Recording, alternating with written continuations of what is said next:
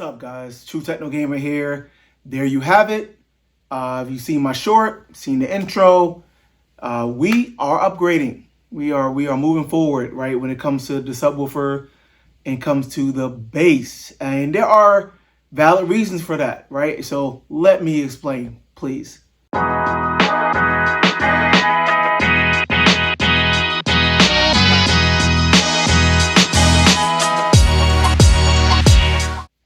First of all, I want to harken back to what was really the first video I ever did for this channel, even before I had a channel. I recorded this video when I first got the dual SB16-ultras, right, from SVS, the subwoofers that I've been rocking in this home theater for the last 7 years. That video was recorded when I first got them in a box, before I even moved into this house, like 7 years ago. And it's interesting, I went back and listened to it just to hear what my thoughts were there and why I thought that they could have been my Endgame subwoofers. And everything I said in there was still valid. Those subwoofers have held me down for 7 years. The main reason why we're here now, and I'm going to kind of just reflect and kind of get you guys, share with you guys my thought process and what it looks like now in 2025 in terms of the subwoofer landscape and what I feel could be Endgame now. The reason why we're even here is because one of the subwoofers died, right? And I recently created a video kind of talking a little bit about that. But yeah, man, the subwoofer just died, and I had to decide whether I wanted to replace that subwoofer or get a new subwoofer replacement from SVS or just get something new altogether. And I explored all of that. I went to the SVS event. I put that on my channel. Kind of listened to the PB17. I talked to the guys there. I called them and emailed them about the faulty driver to begin with. And yeah, I explored it, man. I thought about it, and it just kind of made me think like, well, maybe I should just kind of start over. They had just released the new SVS SB16-ultras and the PB17-ultra. And I evaluated that. I thought about that. I didn't get a chance to listen to the SB, but I heard the PB several times. And I mean, at the end of the day, I just felt like that was going to be a lot more of the same when it came down to it. It's still an SVS sub. I have been rocking SVS subs since like circa 2005-ish. So like 20 years. All I've had was SVS subs. So I was just kind of like, okay, well, is it worth just getting into another one? It might be a little better, but it's probably going to be very familiar to me. Or just get something new. And then I looked at the landscape of subwoofers out there now, and it has changed quite a bit since that 2018 video and since I first got the SVS subs. So, in looking at all of that, I felt that, of course, the Perlisten, I got the flagships, the D215s. I have two of those beasts. But I felt like, something new, something fresh. I felt like that is probably one of the, if not the most state-of-the-art subwoofer when you look at it holistically on the market today. And Perlisten has obviously been making a lot of waves, and the subwoofers have just measured immaculately. You will not find a poor review for any Perlisten subwoofer. Even their lower line, the R series, are all pretty much 5 out of 5, 10 out of 10s. Pretty much perfect performance. So I'm like, you know what? Let's give that a go, man. Like, I'll go into a lot more details about the ins and outs of that sub in another video and why I think it could be the one. But for now, when I think back to my subwoofer journey, right? Let's think about how we got here. I started out, so I've been in home theater, meaning that I have had some kind of home theater in my home that I have went and purchased for 25 years. It started in 2000 for me. I was just coming out of high school, about to enter college, okay? Dating myself. But for 25 years, I started out with a simple sub satellite system from Polk Audio that I got from Circuit City. Shout out to Circuit City. Y'all know, if y'all know Circuit City, remember Circuit City, RIP. But yeah, the whole thing was 5 little satellite subs when that was like really popular. Remember with Bose and everything was doing all of the small speakers sounding so big, right? And so I had like 5 of those, and it came with a sub. It was like a 200 watt, 250 watt sub, I think, something like that. The whole system was $1,000, something like that, right? And that's where I started from. And that was my first intro to actually having a subwoofer. Because prior to that, all I had was like boombox, you know, stereos and radios and stuff like that. Didn't have a separate subwoofer, you know, speaker, right, just for bass. And I had that in a pretty big basement room. So, you know, in hindsight, it probably was overmatched in terms of the room. But it still, you know, I heard it, right? I heard what, you know, that the subwoofer was there and it was giving me some bass, stuff like that. But not the highest quality thing. And then from there, I that's it. That's the only subwoofer I had before SVS. And then from there, I had that for several years, and then I went up to SVS. And I mentioned this in my earlier video in detail, so I'm not going to go into all the gory details here. But I did have their NSD, the 12-inch NSD, which was like their entry-level ported sub. And I thought that at the time that was a revelation. My pants were flapping at times. You know, it was just like, whoa, SVS is for real. And after that, for the money, you know, again, I'm going through school and grad school and, you know, just starting out my career. I don't have the funds to be looking at anything, you know, too much more than what SVS would be. And I just kind of stepped up the SVS line. I started with that 12-inch NSD ported, and then I went to a SB16-ultra sealed. And that was interesting. And then I pretty much went with the SB16-ultras, as I talked about, and went from 1 to 2. So this was my first time having 2 subs, the flagship line, 16-inch woofer, 1500 watts RMS, 5000 watt peak, you know, is what they claimed. And I was like, 2 of these things, like, come on. Now, I'm not the biggest, craziest bass head by any stretch. I've always had my home theaters in a living space, I'll say, right? A rec room, basement, like not a dedicated, you know, insulated, you know, soundproof home theater. So, you know, the biggest thing I've always had was disrupting like my mom and my family and my wife and kids now, whatever. Like, I can't just be rocking out, going crazy on the subs most of the time that I'm actually listening to the system, right? So, you know, and not only that, I mean, from what I have heard from my SB16s, output wasn't a problem, right? I never had it, you know, higher than like -15 on the knob. I usually kept it at like -18 on the actual subs. I'm not pushing them, you know, I don't need to. And it was still plenty of bass, enough to rattle stuff down here, upstairs, enough to be disruptive and happy daddy or, you know, babe, turn it down, right? And all of that stuff was still there. So, you know, for me, they were fine, to be honest. And I think I mentioned on this channel or in an earlier video, like I had no, and people kept asking me, they saw me doing all these upgrades. They're like, okay, when are you going to upgrade your subs? And I'm like, in this space, I just don't see the need, right?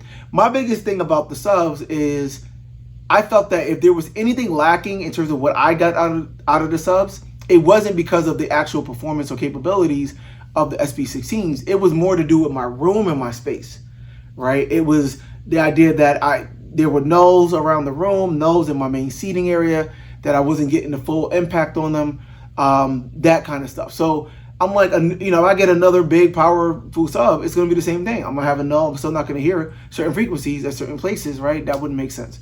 That was a lot of my reasoning, right? And the fact that I didn't feel like I needed more SPL, right?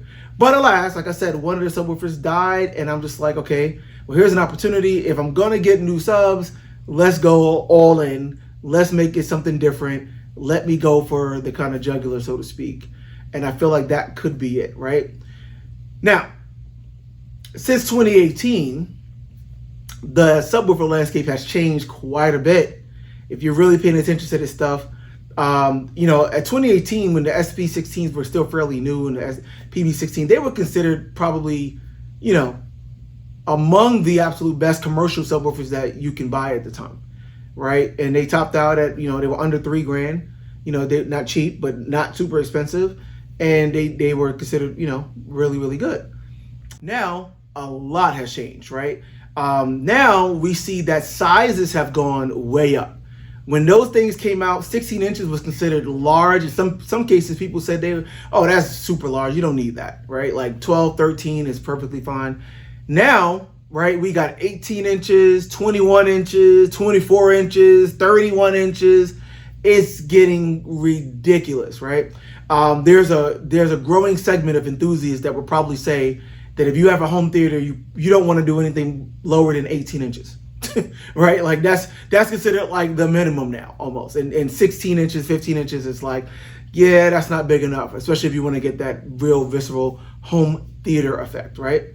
Now we're seeing that dual drivers just to get more output. Like it's all about SPL. There's been some crazy breakthroughs, I would say, in terms of getting large SPLs at really, really low frequencies, right? I feel like 7 years ago, even definitely 10 years ago, the idea of paying for a subwoofer that's in the same price as the SVS, 2-3 grand, you can get a subwoofer that can give you 115 dB, which is reference level, technically, 115 dB at less than 20 hertz, under 20 hertz, which is considered infrasonic ranges.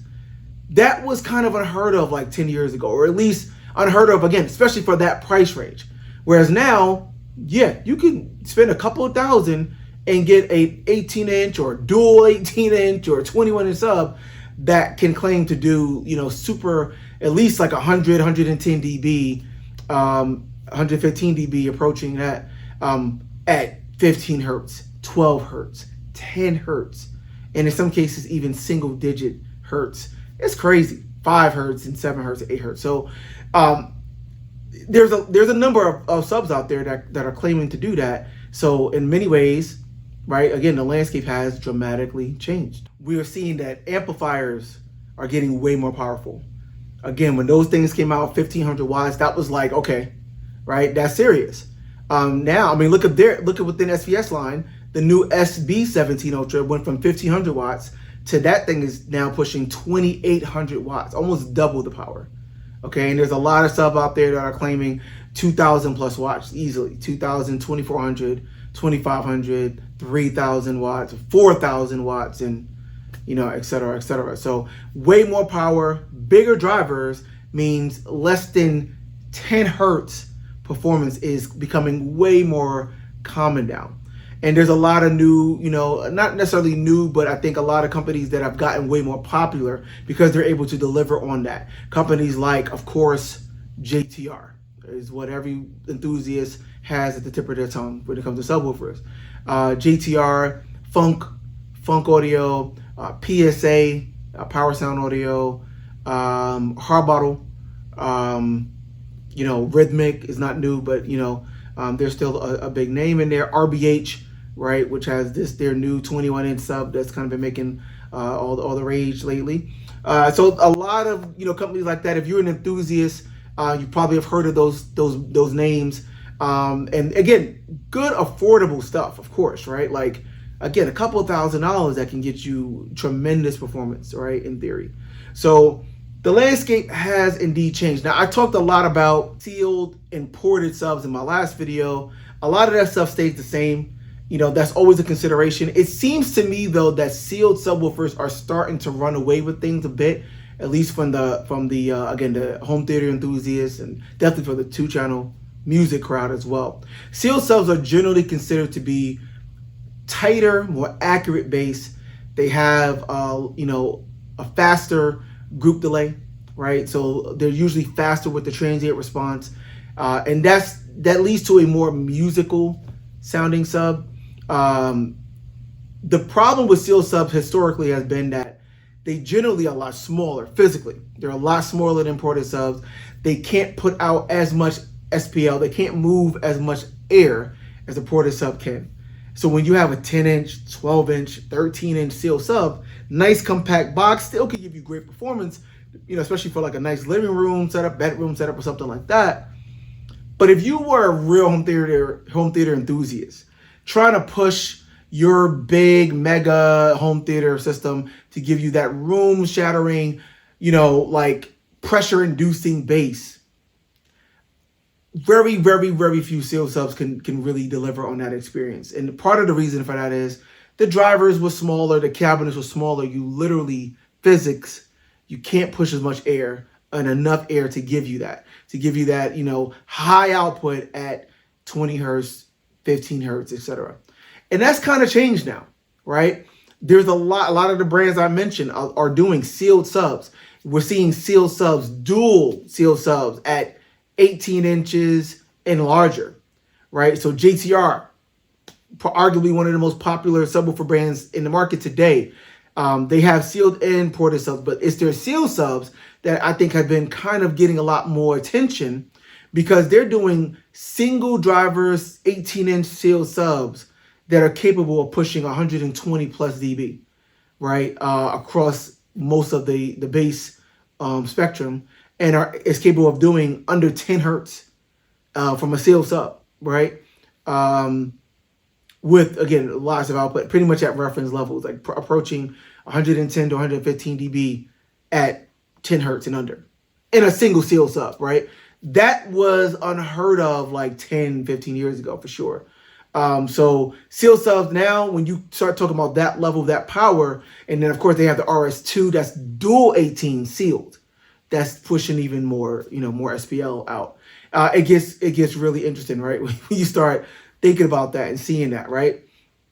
And then ported subs, are what they are. They're going to be bigger. Technically, they still can put out more SPL, but the problem is they can't generally go down as deep as sealed subs because of how they work. They roll over really steeply at the frequency. The tuning frequency is what it's called, the tuning frequency for the ports that's on there. So if you have a ported sub that is a tuning frequency of 20 hertz, let's say, it's going to just plummet at 20 hertz. So you're not going to get much, even at 17 hertz or 15 hertz for sure. You're not going to get much output, right? And then to bring the tuning frequency down, it actually is pretty difficult to do that and still maintain the good performance in the upper bands, still have good balance, still have low distortion, et cetera, when you're dealing with ports.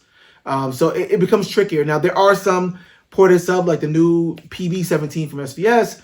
I think they're tuning those things down to 17 hertz, I think, or 16, somewhere around there. So you can get usable output down to like 14 hertz or something like that, which for a ported sub, pretty good. But you don't get as much room gain. The slope on a sealed sub is generally more gradual. So when you put it in a room, you can get more room gain from, the walls and stuff like that, that typically just happen when you put subs in a room. So the combination of the sealed tighter bass with the deeper extension from the room gain and the more gentle slope with the bigger amplifiers and bigger drivers that can still deliver high SPLs at those low frequencies. That's kind of the magic of the sealed subs, right? That you can't get with a lot of ported subs, to be honest. So I think that's why sealed subs are becoming increasingly popular. You look at Perlisten, who just came in the market. The D215 just was released in 2022. Still fairly new, fairly young sub. But their whole lineup of sub, all they make are sealed subs, right? And their reasoning is because they absolutely prioritize accuracy and low distortion. And they feel like they can't do that with a ported sub design. Sealed sub is the only way they're going to be able to deliver the accuracy, the transparency, the bass quality that they strive for, and that's really their priority. And that's interesting to see. Like, okay, they're leaving ported subs on kind of behind because of their priorities. And a lot of other companies are doing that too, and they're at least seeing their sealed subs are being more and more popular. So again, when you think about music versus home theater, there's some interesting considerations, I'll say, that you will notice. So for music, like I said, I was talking about how the drivers are getting bigger and bigger, but there is kind of like a cutoff when it comes to focusing on music. When you look at companies that are really focusing on accuracy of bass and musicality with bass, companies like Perlisten, I just mentioned, Rel fits into this category.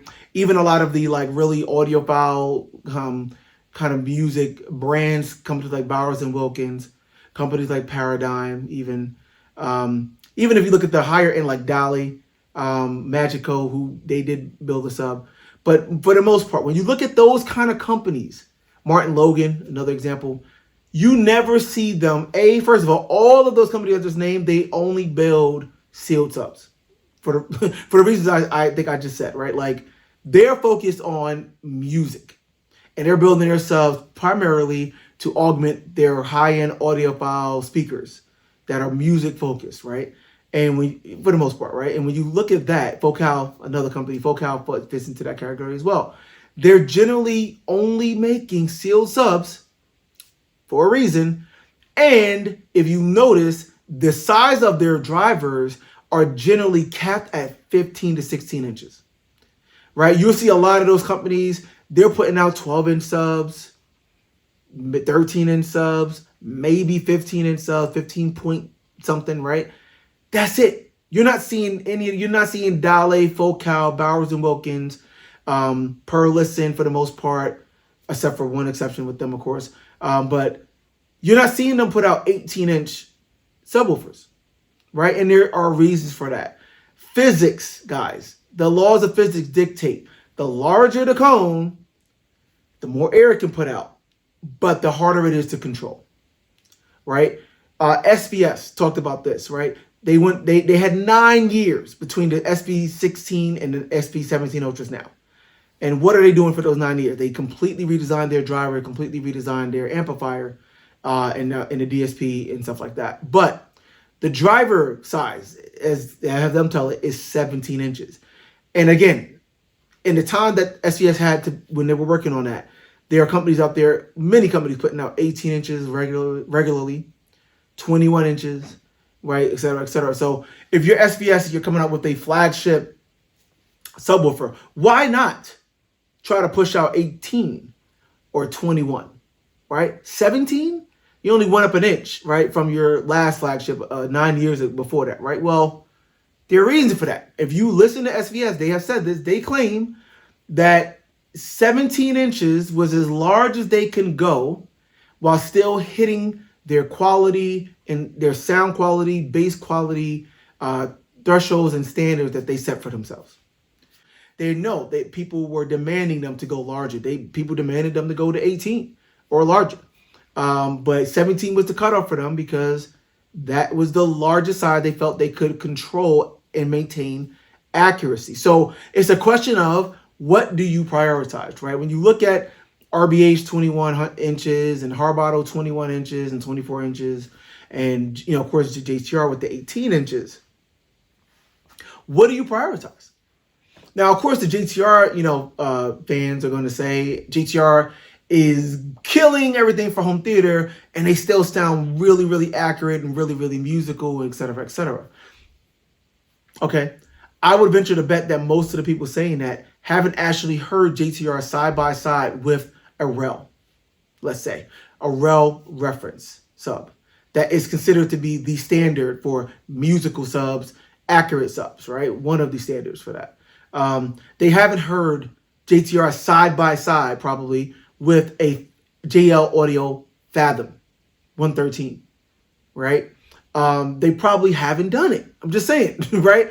They probably haven't heard it with Bowers and Wilkins and Focal subs. Again, those subs are not going to be putting out nearly as much SPL by any stretch, but just to evaluate the sound quality, the bass quality, especially in the mid bass range, 30 hertz and up range. They probably haven't done it, because if they had done it, I guarantee you that they can notice differences with the smaller driver that's tuned more for accuracy, right? At least prioritizing accuracy. There is a difference, right? It's just a matter of what you want, what you prioritize, right?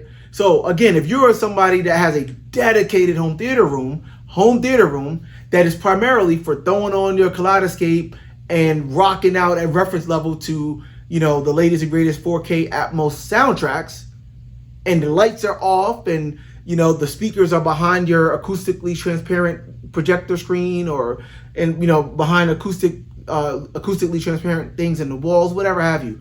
In other words, the speakers aren't visible. That's what JTR is for. That's what RBHs are for. That's what they're made for. They're not made for aesthetics, right, at all. They're made to deliver the utmost quality in a dedicated home theater room that usually have like custom install type things, stuff like that, for the most part, right? And they're going to do great at that. They're going to excel at that, right? It's just a matter of if that's what you want, if that's what you're looking for, right? You look at REL. REL spends half of their budget on the aesthetics, on the actual cabinet design on their subs. They look like no other subs out there in the market, right? They have great, nice quality, high quality carbon fiber driver, top of the line, top material for subwoofers. 1,000-watt amp, only 1,000-watt amp, right? Where we see, the Rel reference is 1,000-watt amp, and it's a $10,000 sub, right? I just said we have the SB17s, or even the SB5000 series now have a 2,000-watt amp, right? Or a 1,700 watts, something like that, watt amp, right? Only 1,000 watts if you're the Rel. They're not pushing ultra high SPL. They're not trying to shake your foundation with the T-Rex stomp. They want the T-Rex stomp to sound really good, really visceral, really realistic, but not to be shaking your foundation with it, right? You don't need that much more than 1,000 watts, to be honest, in order to give you a nice quality bass experience, but not to be just shaking your house. And here's the thing. If you are really pushing to shake your house and pushing those SPLs, more likely than not, you're doing it with a lot of distortion. Because simply physics, pushing that much air with a driver that size at frequencies that low, you're not going to be able to control that.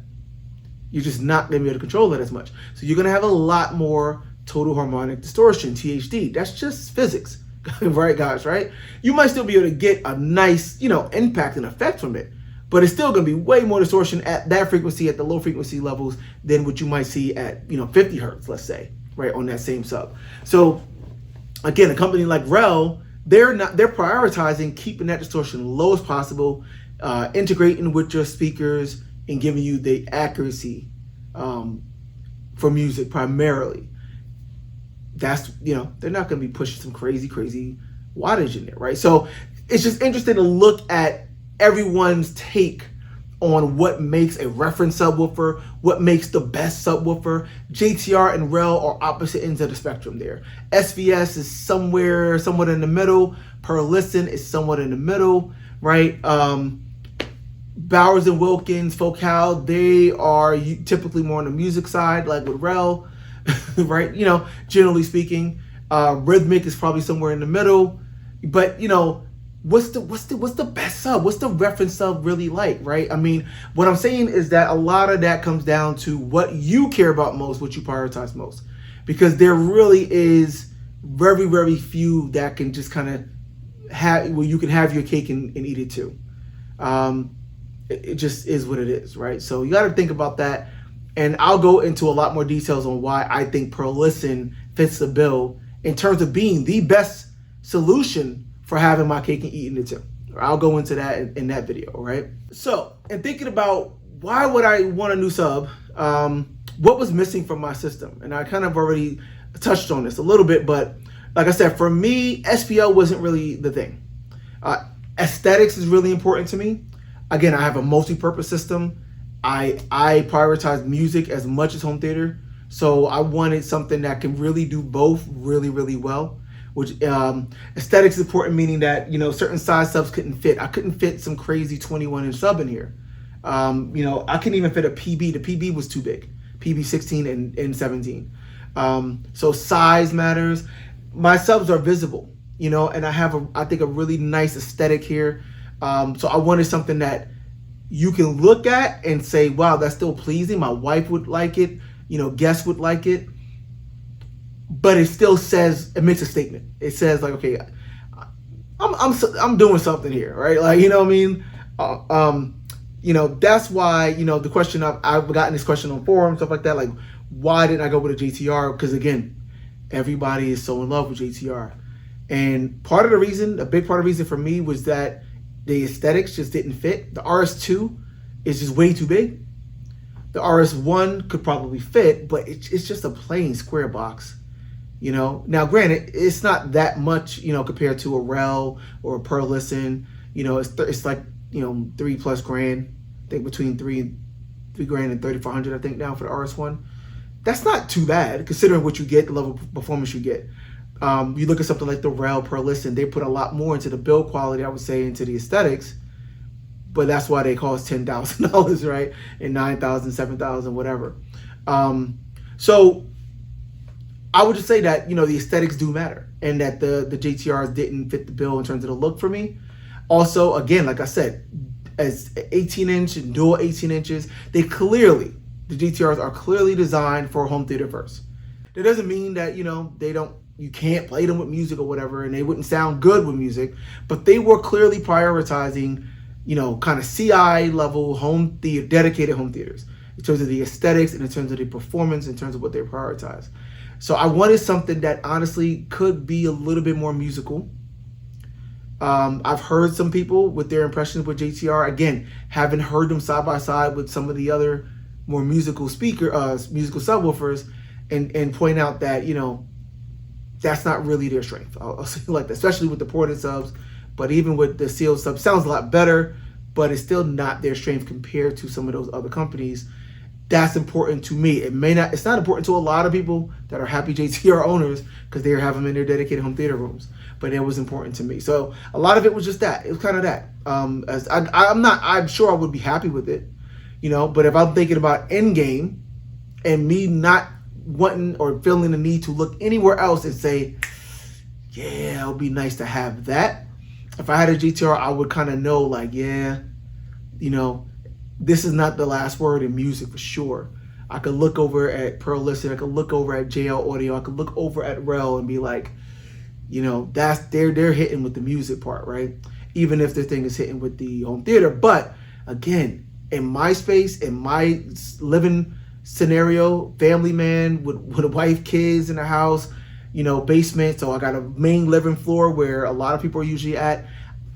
I'm not even gonna need and use that crazy SPL output that the JTRs can do. I'm just not. I don't even with these SVSs. I'm not gonna do that with a JTR, right? So in other words, from an SPL standpoint, the JTRs are kind of a bit overkill, way overkill. That's their strength. That's what they excel at, and that's not the thing that would cater to me the best.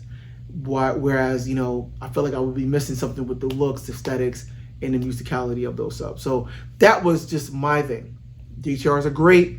Tons of people out there are just eating them, bagging them up, having a great time with them.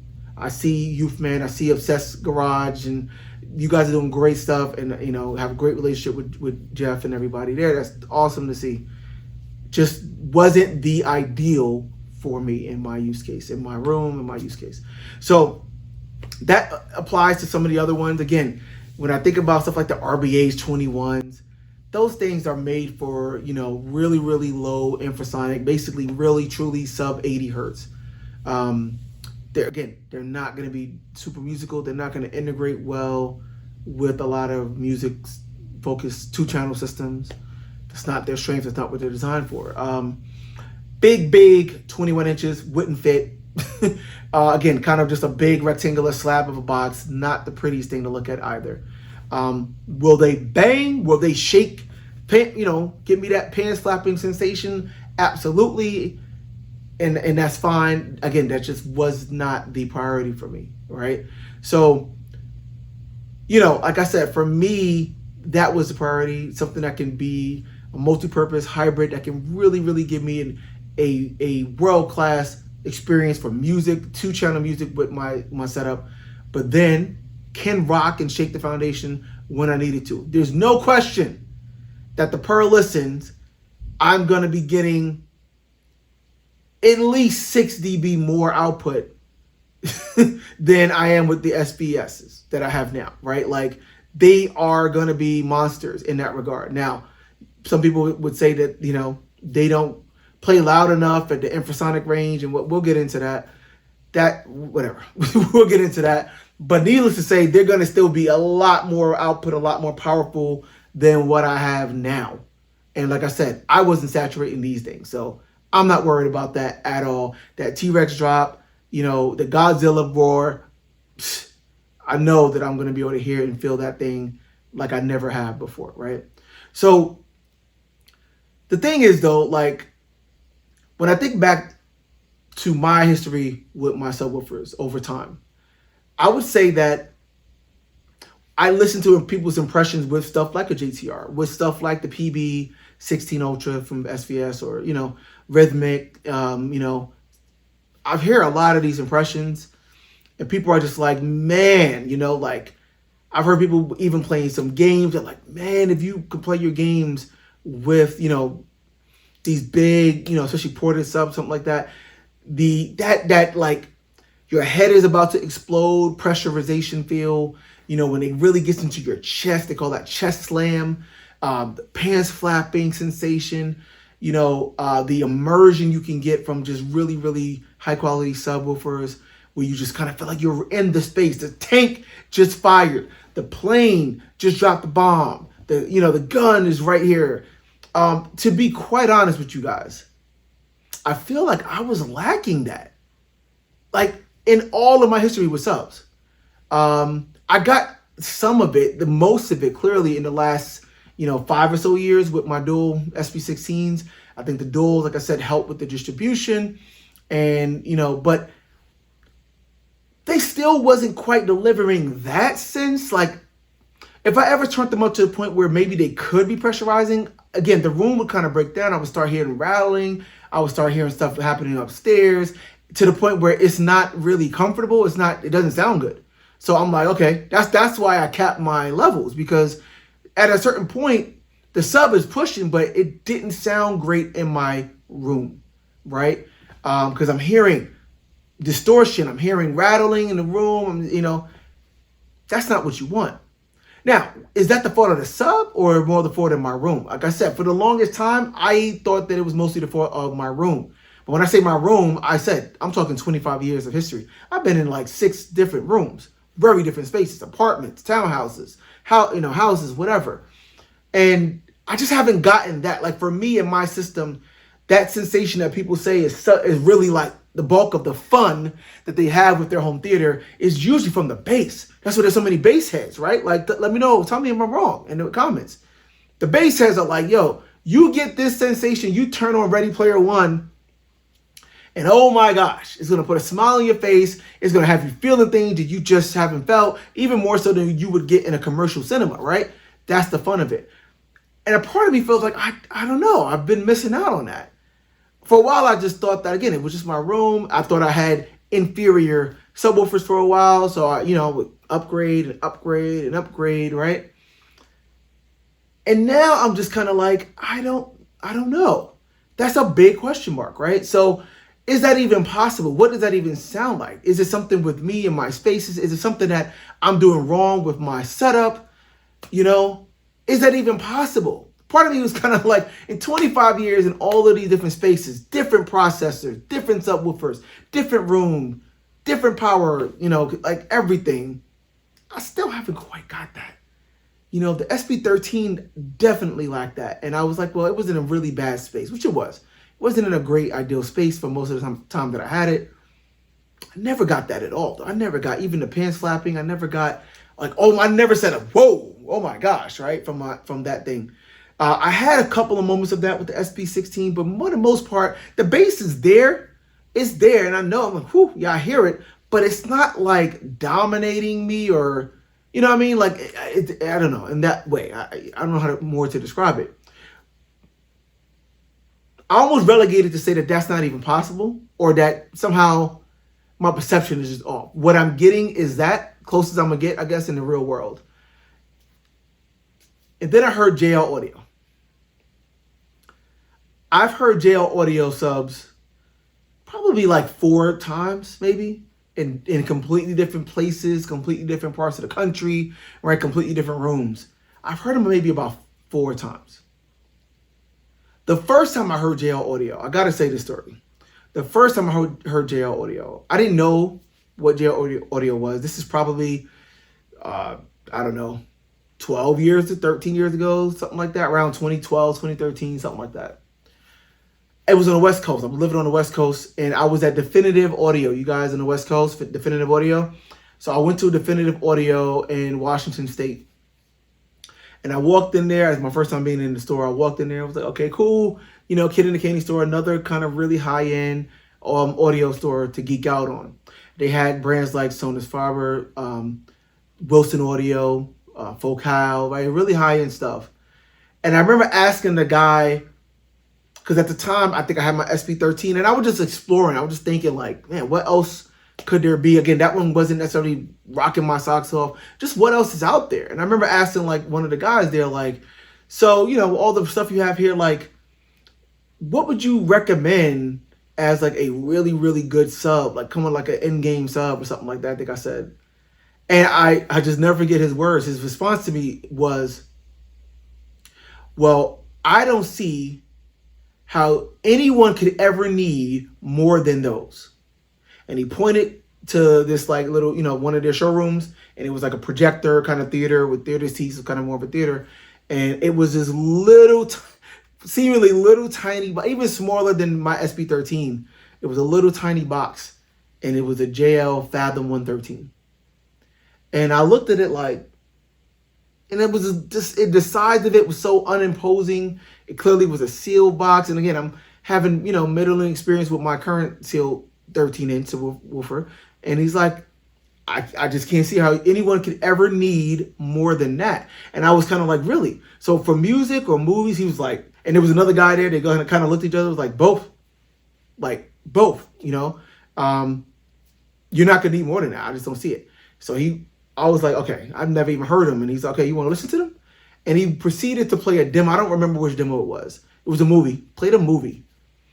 And I'm sitting there, and it was one F113, one in the corner, front left corner of this theater room. And I'm sitting in the chair, and I was just like, I could not believe it. And I kept looking at it to say, like, there's no way that what I'm hearing is coming from that thing. And I got up to check if it was on, and I asked him, like, you got another one in here somewhere, right? Or there's another sub behind me, or, He's like, nope, it's just that. And I was just like, yo. I just did not know that was even possible. I'm telling you, it was like a life-changing event. And I was like, damn, like, I'm not getting anything like that in my home with my, SB13s, right? I just never forgot that. And I've heard them like 3 other times. And the last time I heard them was actually over this way in Delaware. And at the Overture. I went down to Overture at Delaware. And he had them there. And the same deal. I sat in this room. He had one behind. It was just one behind the chair that it was like a sofa. Again, I think it might have been an F112. It was the F112, the 12-inch, tiny, tiny box. Had it behind the chair, and he played a movie. I think it was Avengers, and I've listened to Avengers. I have Avengers, and I was just like, again, no freaking way. Where is the other sub? Right? Like, where is the one up here? There got to be 2 or 3, 4 going on. Like, there's no way. And I was like, for real, you have? And he's like, yeah, it's just that one. I don't even have it up all the way. And I'm just like, yo. But it was more than just like the volume of the SPL. There was a realism, a visceral realism to that sound of bass that I honestly have never experienced before or after. And I definitely haven't experienced it in my room, in my home. So that tells me what is possible. That tells me, again, what the reference, I guess, could be. And notice with the Fathoms from JL, they're tiny boxes. They're not ported. They're not big, huge boxes pushing massive amounts of air like that. And if you look at the specs, they're not going down in infrasonic ranges. They're not going down to 5 hertz and 7, 8 hertz. They're not doing that. They're not, they have a really powerful amp on them. Yes. They have really high X-Max, right? Really long linear movement with the cone. That's kind of how they get what they get. But if you just look at the specs, like even, I showed the spreadsheet with the CEA number. You look at the CEA numbers from them, they're not pushing crazy SPLs and stuff like that and ultra low frequencies. And it really isn't even about that. What I heard with my ears was just absolutely breathtaking. It's the best way I could describe it. So that's the benchmark to me. That's the reference to me. And that sound that I heard there, I would take over what I've heard from the PB17-ultra, for what I've heard from, because I have heard a JTR, I think it was the RS1. I have heard that briefly before. I would take that over what I heard there, okay? I don't remember what brand it was, but I did hear I think it was like a 24-inch at a show somewhere. I would take that over that any day. That to me is what moves me in bass. And tiny 13-inch woofer, you're not going to get that from a 21-inch and whatever, right? A dual 18s and all that kind of stuff. It was super loud, realistic. It had my heart pumping. It had me, I mean, I did all of that, right? So that's the benchmark. Now, why not JL Audio? Again, it came down to me for just aesthetic stuff as well. I love how compact they are. I don't like all the buttons, the physical buttons that they still have on their subwoofers. I also wanted a little bit of a bigger driver. The way that they integrate that 13-inch driver is just amazing. And again, I don't see how anyone could complain about the output they would get from that, especially if they went with like the 212 or God forbid they got them.